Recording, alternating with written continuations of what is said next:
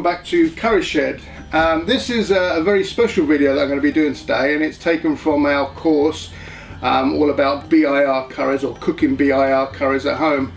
There are two methods I'm going to be showing you here, and one of them is quite widely publicised. The other is, I believe, unknown to anybody. I haven't seen anybody else do this anywhere before. So what I'm going to be talking about is how to produce something that you can't do really at home without a tandoor oven, and you probably already guessed what I'm talking about, and that's making or producing naan breads at home. Now the first method is going to be using one of these. Now this is a carbon steel tawa. The thing about one of these is that when you put the naan bread onto the surface, it's going to stick, and I'll show you why later on.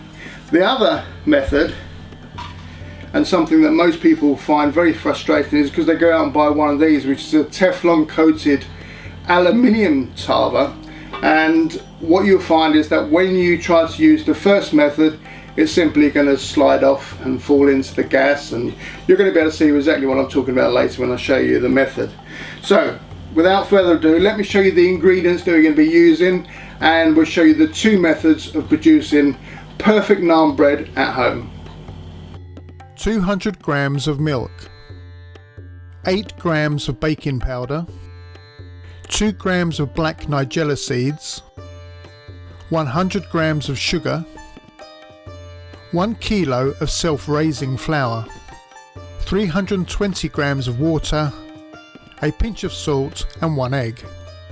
Apart from the self-raising flour, add all of these ingredients into a suitable container or mixing jug and whisk together. You will need to do this 2 or 3 times over a period of about 15 minutes. This will give the mixture time to get up to room temperature and fully dissolve the sugar. Add all of the ingredients into a mixing bowl and mix together by hand. In this case, I'll be using my trusty but very old and excellent Kenwood Chef, which will only require about a minute to mix together.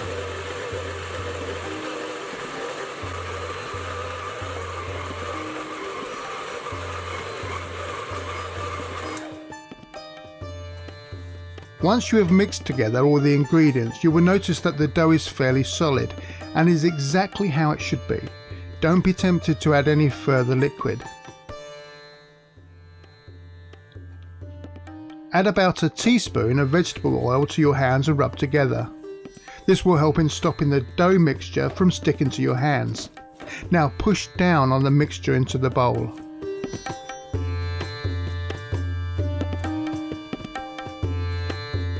You're not trying to knead it, it just ensures it is all compressed together.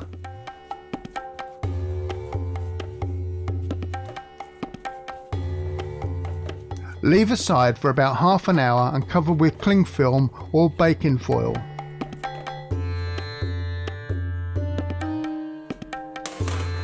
To create a soft and fluffy dough, I'm going to use this tray and give it a good coating of flour.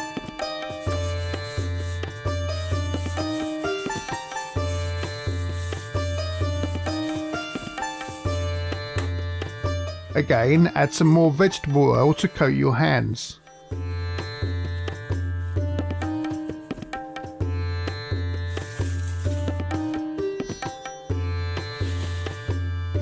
And grab a small handful of the dough from the bowl, about the size of a tennis ball or 3 inches in diameter will be enough, and simply roll this around until you are happy with the shape.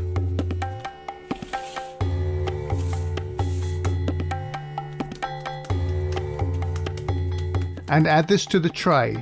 You're going to need to do this with the rest of them, and should end up with about 10 dough balls, leaving a small space in between for expansion. When you have all of them on the tray, insert the tray into a plastic bag. Now I'm using 2 bags as I don't have one large enough. The idea is just to seal them in to prevent drying out. Now you're going to leave these aside for about 3 hours at room temperature. After about 3 hours, remove the plastic and you'll notice the dough has risen slightly and become a lot softer. For the next stage, you're going to need a rolling pin, pastry brush, a container with some water and about a tablespoon each of butter ghee and vegetable ghee, or just normal butter would do, and you will need to mix these together. And you want to mix it with a little garlic powder, that's of course if you like garlic, and a small amount of vegetable oil. Finally, a small container with some flour in it. Then give the worktop a good sprinkling of flour to prevent sticking. Take one of the dough balls and flatten it out by hand, turning over to give both sides a good coating of the flour, and try to get a reasonable round shape, but it really does not need to be perfectly round. And with the rolling pin, flatten it out evenly. You want to aim for about 8mm or 1/4 inch thickness, rotating and turning as you go. This is of course if you prefer a nice puffed and fluffy naan bread. I know in some parts of the UK they make them a lot thinner, but this will result in a much crisper naan, so do it whichever way floats your boat. As I say, don't worry too much about the shape at this point, it will be very flexible. Pick it up and slap it from side to side in both your hands to remove as much of the loose flour as possible. You will find that the naan will also increase in size as you do this. With the naan back on the work surface, we're going to lightly coat one side of the naan with the vegetable oil.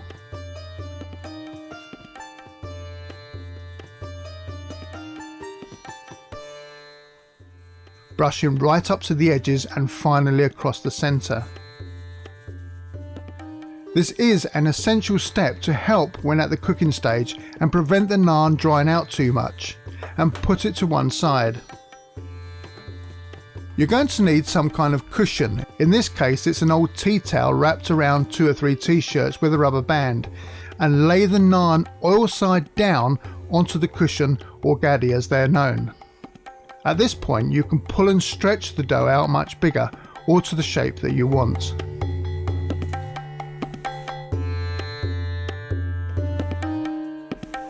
In method 1 we're going to use the carbon steel tava, and to ensure the naan will stick to it, we're going to coat this side with a good amount of water, just making sure you get all the edges covered as well as the centre. In practice you will normally do this while waiting for the tava to heat up.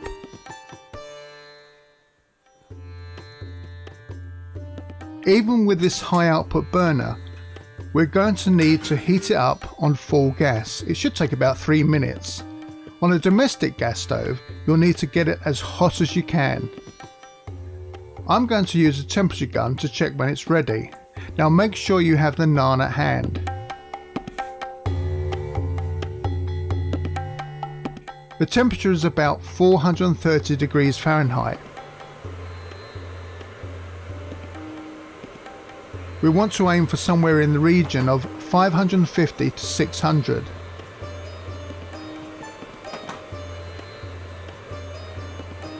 When ready, pick up the naan and give it a good slap onto the tava. This will ensure it sticks firmly to the surface, and place it back onto the gas for about 8 seconds. By this time it will have stuck and will start to rise slightly.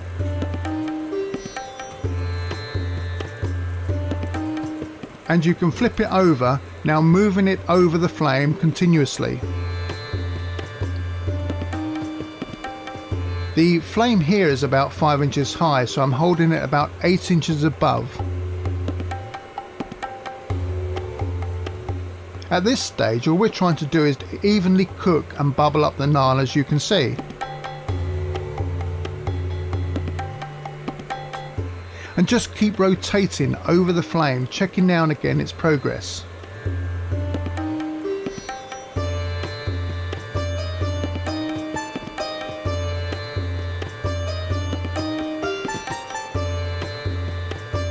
After about 50 seconds the naan will be fully cooked and have a charred appearance. And that, my friends, is how to cook a perfect naan on a steel tava.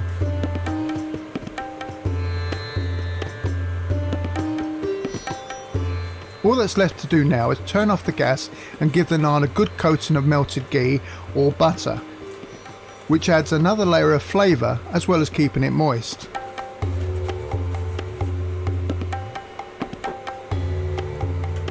You're going to need some form of metal spatula to unstick the naan from the surface.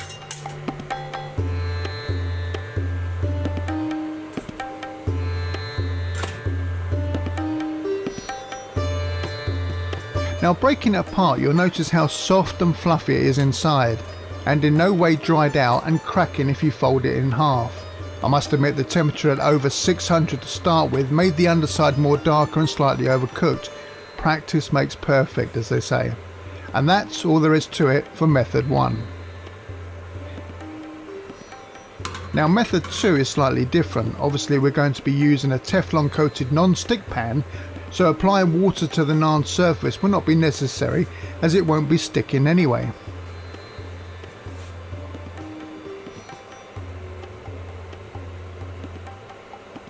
With the pan now up to temperature, slap the naan onto the surface as before.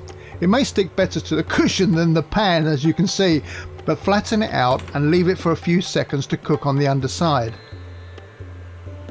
And allow it to bubble up slightly. Now comes the fun part. I'm going to be using a blowtorch like this one, and just before turning off the gas, I'll need to ignite the torch.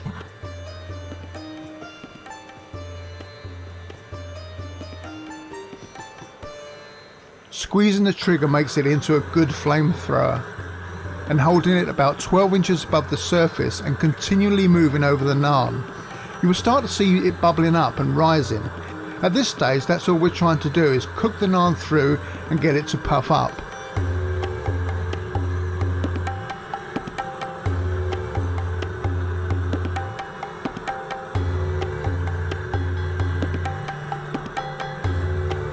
After about 30 seconds of bubbling up, you can move in closer to finish it off with a traditional scorched appearance. I think that's about right, so I'll turn off the gas. Clearly it's not sticking, but I like this method as it's far more easier to see the results as you go on. And one thing I have noticed is that all the naans I ever do are never exactly the same and react slightly different to the heat source. So in my mind, this method gives much better control over the finished item. Now as before, all that's required is a good coating of melted butter or ghee. I think you'll agree it does a great job on both the top and the bottom.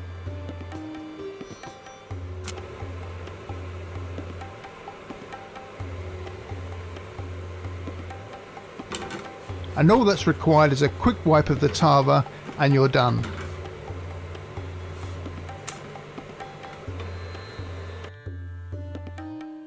As I said previously, you should be able to make 10 naans from this quantity of ingredients. Here you can see all 10. 5 of them I produced using method 1 and the other 5 by method 2. And to be quite honest with you, I can't tell the difference between them. Well, apart from this one that I tore apart and sneakily off camera had a small sample.